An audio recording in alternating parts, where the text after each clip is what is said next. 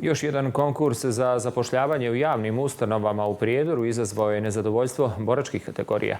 Majka jedne od kandidatkinja, koja je dijete poginulog borca, a koja se obratila našoj redakciji, sumnja u regularnost konkursa na kojem su primljeni radnici u Centru za socijalni rad. Tvrdi da je njena kćerka ispunjavala sve uslove. S druge strane, u centru kažu da je konkurs sproveden u skladu sa zakonom. Konkurs za zapošljavanje Centra za socijalni rad u Prijedoru bio je stranački, tvrdi majka kandidatkinje Nataše Milanović, Marina Milanović. Kaže da njena kćerka, koja je bez oca ostala kada je imala samo 2 godine, ispunjava sve uslove. Nataša, koja nije htjela pred kameru, diplomirala je socijalni rad na Fakultetu političkih nauka u Banja Luci. Odradila je pripravnički staž u Centru za socijalni rad, a bila je i volonter u toj ustanovi. Bodovanje je bilo na osnovu intervjua. Moja kćerka kad je pozvana da dođe po rješenje, već zna da neće biti primita, šok je doživjela poslije toga.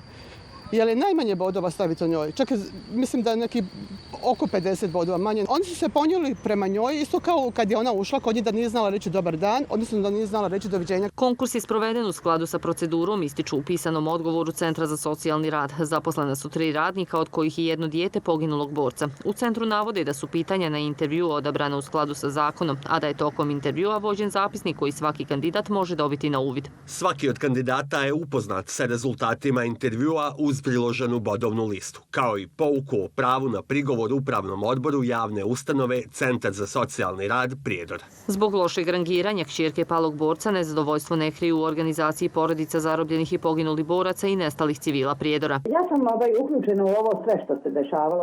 Znači, prije konkursa i kad je raspisan konkurs, onda sam se čula sa gospođom Rodić, Stenkom, pitala sam je za to, ona je rekla da u ovom krugu će proći 3, a da će Nataša ostati za drugi krug i da će to biti vrlo brzo. Osnivač Centra za socijalni rad je Skupština grada Prijedora, koja i postavlja upravljačku strukturu. Gradskoj upravi postavili smo pitanje da li u Prijedoru u javnim ustanovama i preduzećima prioritet pri zapošljavanju imaju djeca poginulih boraca i da li gradska uprava može da utiče na zapošljavanje ove kategorije stanovništva. Do zaključivanja priloga odgovor nismo dobili.